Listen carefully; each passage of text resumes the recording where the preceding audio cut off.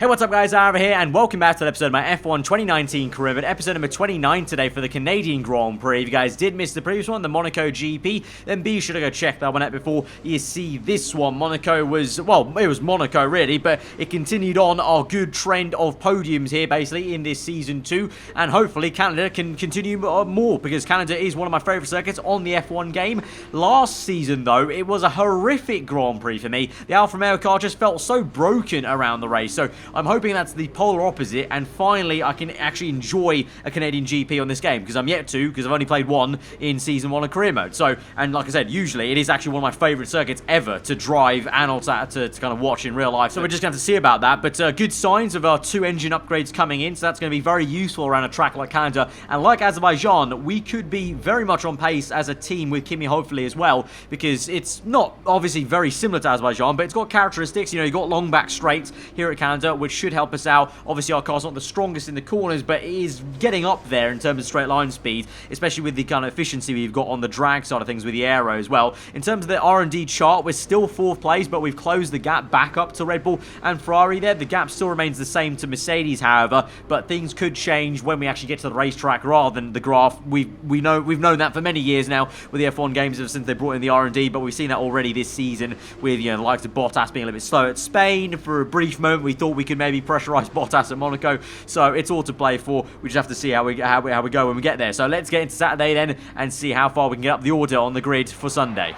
Hello and welcome from the circuit Gilles Villeneuve, home to the Canadian Grand Prix for today's qualifying session.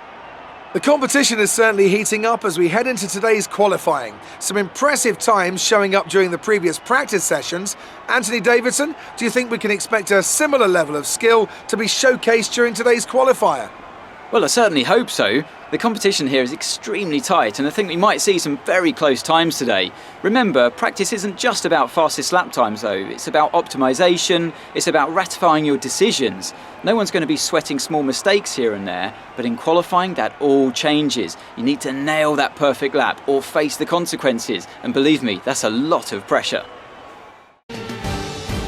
Right, so here we are then, Q1, the Canadian GP weekend, and hopefully this will be an easy lap for us to get into Q2. Obviously, it hasn't really been much of an issue as of late for our car, barring any kind of major calamity, but there is no calamity. Clean lap for us, and we're up into P1, that is, and so once again, looking good at the very start of the session. Raikkonen's right up there in P6 as well, so I think it's looking pretty tasty. I think we could be right up here. You know, the car is going well, but at the same time, myself versus Raikkonen, I'm finding that extra few tenths that I always usually do in Canada. You know, just feeling the circuit very much. I love the flow of it, and especially now with the post-patch, the handling feels so much better around here, and I'm getting no inkling of the car we drove last season, where in the race at least it was a literal bust. Like, we just lost so much pace in the race. I really hope it's not the case again, because last season we were actually quite good in qualifying again, and that's where we lost all the pace, is moving into Sunday. So God forbid that happens again for a second time. We'll have to just see. But again, Q2 easy does it. 2nd place there though, behind Valtteri Bottas. So the Mercedes turns up a little bit more.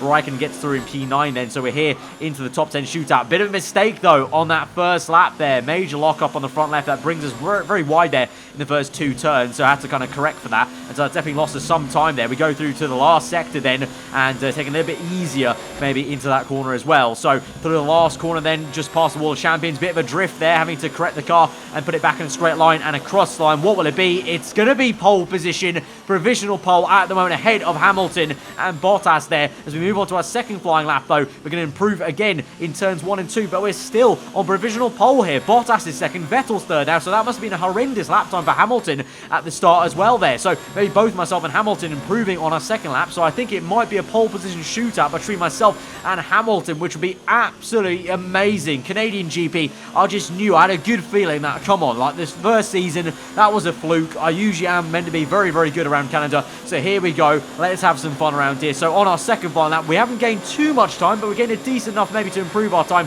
and just edge ourselves forward, but I just don't know what Hamilton's going to do. We go through the last corner, getting a bit more time there, taking a bit more aggressive, across the line, improving by about a 10th and a bit, and we go again and go faster. Purple last sector, we're on provisional pole, but unfortunately, at the death of it then, Hamilton was on a faster lap, and alas, he is the one on pole position. Look how close that is, though. 700ths separate to myself and my first pole position in F1 2019 career. And obviously, you guys know I've never been a qualifying specialist anyway, so I'm not too fussed about pole positions, but it would have been very, very nice. But second place, front row, we have a very good chance now of attacking Hamilton into turn one, the first opening laps for first place. We know we can slipstream, we can overtake around Canada, so it's going to look very, very tasty. Let's go to Sunday and see how we do.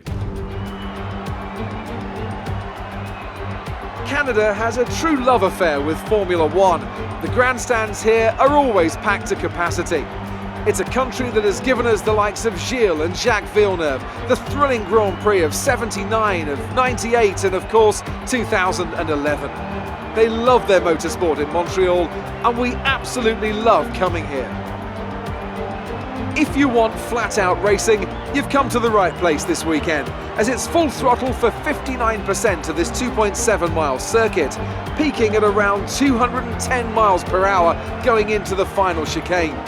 But that speed requires discipline, and there are more than a few close walls here just waiting to punish drivers with a heavy right foot. Joining us today to oversee all the thrills and spills, it's Anthony Davidson. And great to see you. How are you feeling about the race today, and how are the circuit conditions from what you've seen? Well, the surface looks clean enough, but I'm a little bit worried about the track temperature. It's pretty cool out there, which could give some teams difficulties when it comes to keeping their tyres in the right operating window. The cars out there that work their tyres hard and really put a lot of energy through them, they'll be the ones that are better off.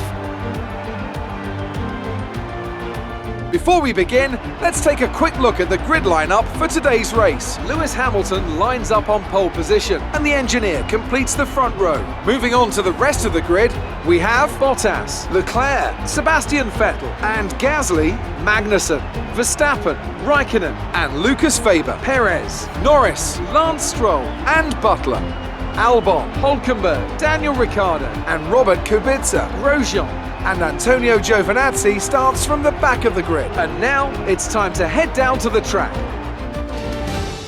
Alright, so here we go then, on the grid for the Canadian GP on the front row. We only had these a couple of times. I think the last time was the Abu Dhabi Grand Prix, of course, in the finale of Season 1. The strategy will be a two-stop, the soft to the two sets of mediums. That's why we didn't even try and bother. No one really did an alternative strategy in Q2 because the tyre wear on Canada is enough where basically the fast strategy is that two-stop. The one-stops may be possible, but I think most people would rather prefer the more aggressive two-stop here. Two sets of mediums. You can see both strategies are actually two-stops, just rather if you don't think you can do two sets of mediums, you can do one set of hard tyres. But I think our car should be, in theory, fine for the two sets of mediums. At least it was last year. I even did two sets of softs last year, so we'll see how it goes. But I'm a lot more confident this year than I was last season of how this is going to go, and hopefully we can take the fight to Lewis Hamilton. Here we go then. Let's find out as we go to 5 red lights to the Canadian Grand Prix in Season 2 on the front row of the grid. 5 lights are out, and we're on the way, and it's an okay start for us. It's a good one for Hamilton, but we're going to cut across and just defend against Valtteri Bottas and make sure we stay in P2. It's not crucial to get to P1 at turn 1 there. I think we can try and overtake Hamilton later on in this opening stint here. I'd rather just defend against Bottas and make sure we get that P2 booked in, and now we can chase after Hamilton. Meanwhile, it's actually Bottas under pressure from Leclerc. I think that is in a Ferrari. He go round the outside for P3 then. Both Ferraris actually very close to him there, but that's I believe that's Leclerc trying to battle for P3 on the outside now of that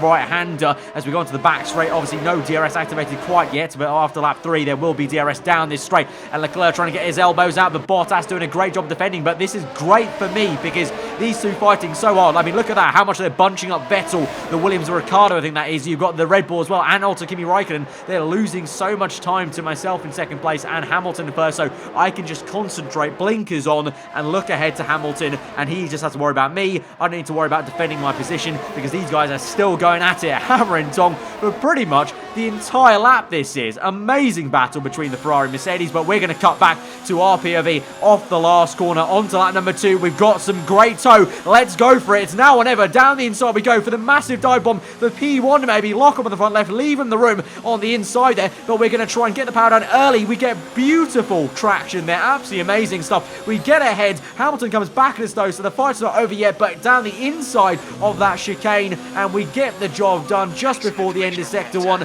and we are now leading the Canadian Grand Prix. But the job is not over yet for sure. Hamilton's going to be very quick off every corner, on every straight as well. We know how strong that Mercedes car has been. I mean, he's won every Grand Prix so far this season, so you just can't count him out yet. I mean, he's vying for, what is it, 7 out of 7 now in the season, so just absolutely crazy. So we have to do some defensive work here, and we go defensive to the inside, into the hairpin, force him out wide there, and take a bit of a wider line, lock up, so that actually, not on purpose, sent us wide there, and actually pushed us into Hamilton to defend that position there, so that worked out for the better, actually, for us. And so that's obviously the kind of danger you take with taking the outside line, is the guy on the inside could definitely always go wide on purpose or not, and try and go into you there. And we stick to the middle of the road there, slam on the brakes a bit earlier, and try and play around with Hamilton a little bit and try and slow him down on purpose into that chicane, just to try and get a good exit then and send off. And again, it's another fast lap of the Grand Prix then. So despite defending against Hamilton, doing some good pace, but Leclerc, obviously, surprise, surprise, sets a better time because now he's in clean air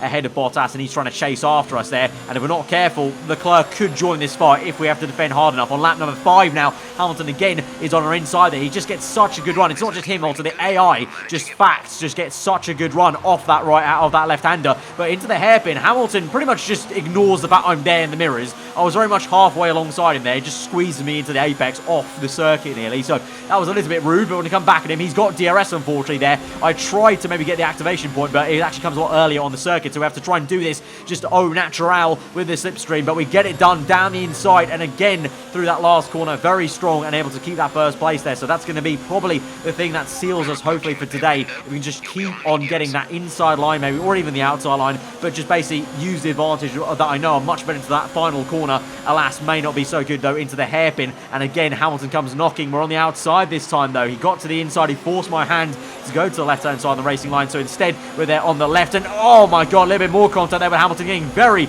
argy-bargy indeed. And so it's a bit of a personal fight, it looks like, becoming. Hamilton just wants to keep this record going, but I'm saying no. And so here we go, pulling to the outside this time of the chicane. We break early, try and cut in a little bit tighter, get on the power so much earlier than Hamilton. And here we go for a move on the main pit straight to get back the race lead. It's so close on the left, he's going to squeeze us towards the wall, but into turn 1 we go, back into P1, and whilst we go wide, that's going to send Hamilton off wide enough that Leclerc has now come through on the outside, and he's actually fighting for P2. So a bit of team, well, it's not teamwork per se, but kind of, you know, obviously helping each other out a little bit there. Leclerc can thank me later post-race if he can keep that second place, because he's on the outside to the inside now for the end of sector 1 and should be able to squeeze them out in theory. But obviously that Merc's going to be very strong, and I'm sure Hamilton will be very pissed off at this point in the cockpit, having lost first place again and then now losing second and maybe even third. What on earth that? What on earth am I seeing here? The Williams has just sent one to the inside. I think that's Magnussen. I don't even think that's Ricciardo. I think that's Kevin Magnussen in the Williams.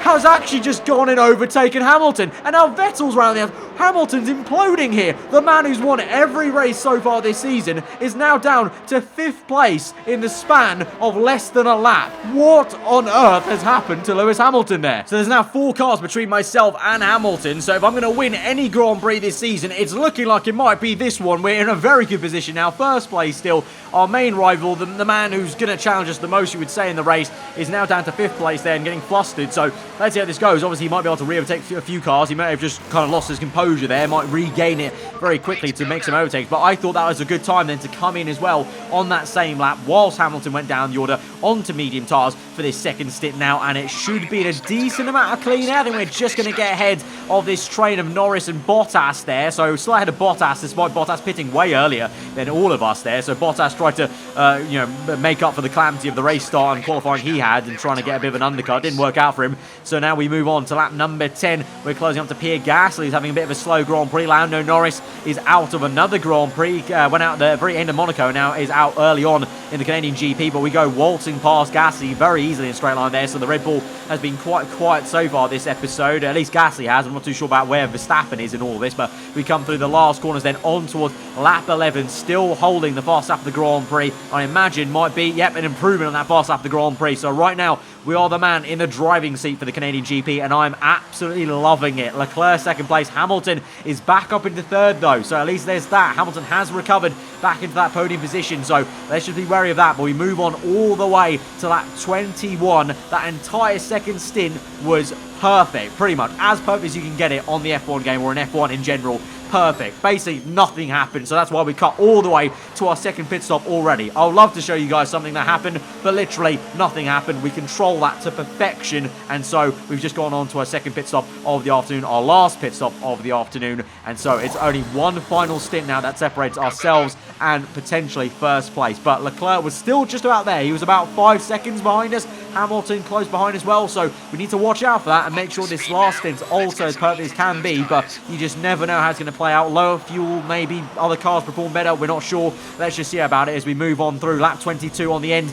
Kimi's going to be in finally. Vettel's behind me, so he's pitting with me on that undercut. So let's see if Vettel can get any sort of undercut, maybe on Hamilton. Let's see as we go through turns 1. We're past Leclerc and Hamilton once again back into first place. Vettel goes and sets the fast lap of the Grand Prix now. Interesting, and he's momentarily to third. Now he's down to fourth, but interesting that Vettel had the pace for the fast lap of the Grand Prix, so I might need to pull my socks up and try and answer that potentially. But as we look through the next few laps, and Hamilton's the one on the move. Round the outside he goes, an attempted overtake. Doesn't quite work halfway through the corner, but then midway through the apex of the chicane, Leclerc just lifts off seemingly there, and so Hamilton's able to power pass into turn 1 for second place at the Canadian GP. Leclerc down to third, and a very quick Vettel is coming in fourth place, so potentially there might be a swap for Ferrari here, with Vettel taking third and Leclerc being demoted down to fourth place. We'll have to see. Obviously, I don't know if there's going to be any team orders or whatnot. We'll see as we move on to the next slip, and here we go. Vettel, here's our answer. He's going to go to the inside there. Leclerc is trying to defend, but really has no use to defend really on the outside line there. Vettel's fully past him there as they enter the chicane, and he's up into third place there. But right now, Hamilton is now not got any bother anymore. Looks like the Ferrari's kind of lost some pace at the very end of this race, and Hamilton's gained it back, and so he's getting away from those two, and is now rather chasing after me on lap 33 then. Hamilton is closing somewhat. He's closed up a few seconds now to only about 1.5, I would say, something like that. I mean, we'll see when we cross the line what it is exactly, but as we go on to the last 2 laps of the Grand Prix, he's keeping me very much honest here, and I need to keep on pushing on. We've still got the fast lap of the Grand Prix now that we stole back off Vettel, but there you go, the gap is 1.5, so 1.5 seconds. So if Hamilton gains half a second, he's going to be in DRS, and we make a little mistake there with a tyre on the grass, and that's just something we didn't need as we move on to the last lap of the Grand Prix, into the last sector. Hamilton flexing the muscle of that Mercedes car, showing it still very much is the fastest car on track. We're just about trying to hang on it into the hairpin, though. It's a big mistake from us. We break way too late there. Locks up a little bit on both tyres. Hamilton sent to the inside. He's up into first place, and there's only one last straight to go, and the chicane and the wall of champions. Can we get this back? We've bottled it right now. We need to get this back desperately. We've not got DRS as well, but it's going to have to be a dive bomb to the inside of the last 2 corners of this Canadian Grand Prix. We get it done round the outside. We vindicate ourselves, and we give ourselves a heart attack, but get across the line for first place at the Canadian Grand Prix, and our first win ever of F1 2019 career mode. Get in there, guys. So Alfa Romeo have won it, and what a great race it was. Anthony Davidson, how do you think they were able to set themselves apart today? Well, they certainly stood out as a driver with tons of confidence on the track. I think their ability to keep their cool, even during some of the more hectic parts of the race, meant they were able to capitalise on the mistakes of other drivers, giving them the opportunity to make their way to the top spot with ease. Looks like they're on their way out to the podium now, and what a result this is! And a popular one with the crowd as well. Great stuff to see the Alfa Romeo team on top here today.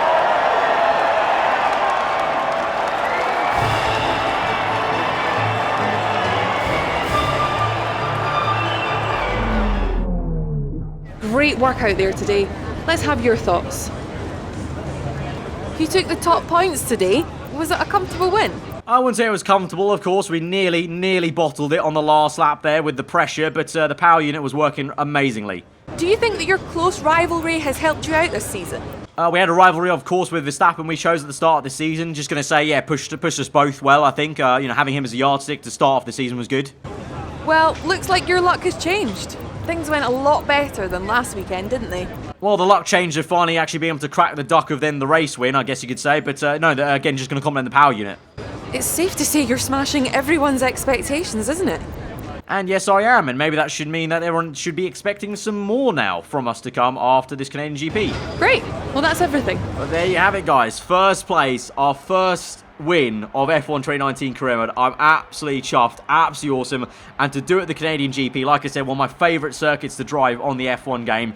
I'm so happy at that, and I gave myself a heart attack because that was genuinely, I literally cracked on the pressure then to the hairpin. I thought, okay, you know what, I'm going to brake a little bit later and make sure he doesn't dive bomb me to the inside. What happened, I just got it way too late. The brakes didn't even lock up that harshly. Like, there was a tiny puff of smoke. The wheels just stopped rotating that much. I just started going so deep into the marbles as well that affected things. And lo and behold, Hamilton was able to go down the inside anyway. Basically did the thing that I was worried he was going to do, by trying to brake so late. And yeah, the pressure got to be there a little bit, but then kept my wits about me, got back in the slipstream, saw obviously our engine's working really well these days. The drag reduction also really great to be able to actually pull out and get that little nose in into the brake zone, the last chicane, and then obviously just had to absolutely send it and gave Hamilton the space. To be fair, he gave me the room, and it was quite a clean last few corners there to get it literally like through the last corner, the last apex on the exit to get first place. So yeah, I can never make it easy for myself, can I? But it's done, and we've got that, and it's absolutely awesome. So Drivers' Championship wise, we're still second place in the Constructors, despite winning the race. We're still third to Ferrari because Raikkonen didn't have a great one there. Despite getting some points, Ferrari obviously did very well, to be fair. Vettel and Leclerc both very strong in that Grand Prix, which I was surprised at, actually, to be fair. So we're still third place, but that will come in time, I think. I think this is really, you're seeing now, like 3 podiums in a row, now a race win. I think we finally found our feet in this season, and we're just going to keep on building on this, basically, as we've gone through the episode. So we've got that ultimate upgrade pending. That will be coming next episode, I believe, the French GP, actually. That's going to be very exciting to see that come in. We're going to go ahead and look at another engine upgrade, just pure engine power, minor one, so that will come in next episode as well. So we've got the engine, the ultimate air update there, so that's 2 upgrades coming in. I'm thinking about a third one. Didn't know what to do. I was tempted by the rear major downforce, but I thought, you know what, I don't feel like we're lacking too much rear downforce, actually. I think, if anything, I just need a bit more turning sometimes on the front end still, which is still a legacy issue from the very start of the career, where I thought the Alfa Romeo kind of drove like a bus, basically. So we're going to go ahead and purchase that minor front downforce, and the advantage is that will come in next episode as well. So next episode, we're going to have an ultimate air upgrade, a minor air upgrade, and a minor engine upgrade. So French GP could be looking very, very tasty indeed. But that has been the Canadian GP, guys. Absolutely amazing one for me, of course. Enjoyed it thoroughly. Hope you guys did as well. Some great racing out there. If you did enjoy it, be sure to smash the like button. Let me know what you thought in the comments below. If you're new around here, subscribe for weekly F1 content. I've been Alfa. Have a interesting day. I'll see you guys next time. Goodbye.